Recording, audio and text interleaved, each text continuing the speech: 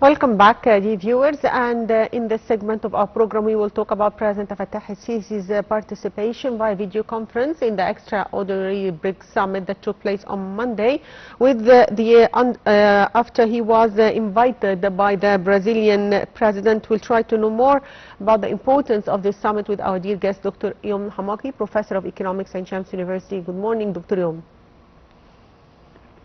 Good morning. Good morning. So, Dr. Youmn, why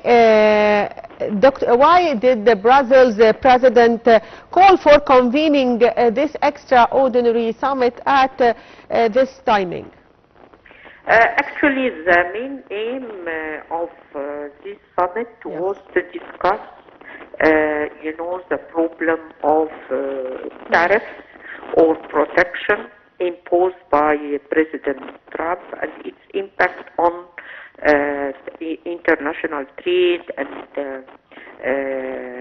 the world economy, generally speaking. And Brazil has asked for that because of a 50% tariff that has been imposed by President Trump on Brazil specifically.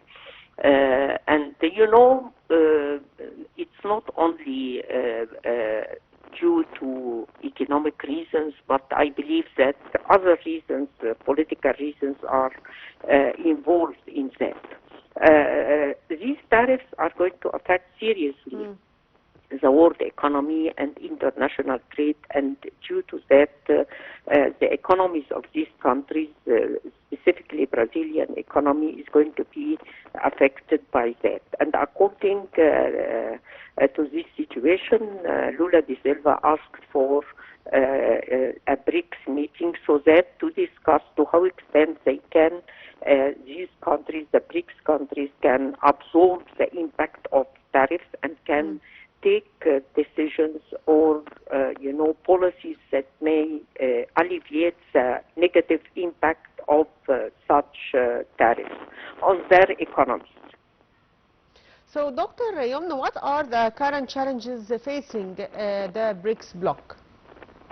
I believe that President Sisi has addressed a very important speech to the summit in which he highlighted the main challenges confronting, specifically developing countries. And here I would like to highlight what President Xi Jinping has mentioned addressing the last summit of BRICS, when he mentioned that the BRICS countries are going to take care of developing countries in the, these BRICS countries, and this is a message that President Xi Jinping is looking for coordination and cooperation and addressing the main challenges confronting developing countries. And from here it comes that President Sisi has elaborated on these challenges. On top of them, the problem of external debt facing developing countries. And I believe this problem is representing a big challenge for developing countries so that to continue their economic development and to address the needs of people in these countries. This problem actually needs specific efforts to be done in industrialization, in transfer of technology, in, that the BRICS countries have, they have development bank working into, providing soft loans for those who need in economic development programs. And I believe that to that extent, addressing the problem of external debt can represent a very important goal for developing countries, and in which you have, nowadays we can see polarization in the world economy, the BRICS countries confronting the Western countries on top of the United States. And I believe that what President Trump is doing on imposing tariffs is going to make this polarization more severe. And the BRICS countries may attract other countries by providing such facilities for developing countries. This can be quite important when we analyze to how extent South Africa has benefited from the program of the Bank of Development related to the BRICS. So this was the first topic. The second topic is regarding intra-trade among BRICS countries and offering more opportunities for developing countries to enhance their international trade. And we all know the importance of international trade to strengthen economic development in developing countries. So this is a very important issue that these countries have to work on it. Other topics that have been addressed and can be considered very important for developing countries, the agreement of exchange of currencies. And I believe that the BRICS countries had taken this, initiative among themselves in order to reduce the need for dollar in international trade. And by that, we have as Egypt a program of exchanging currency with China.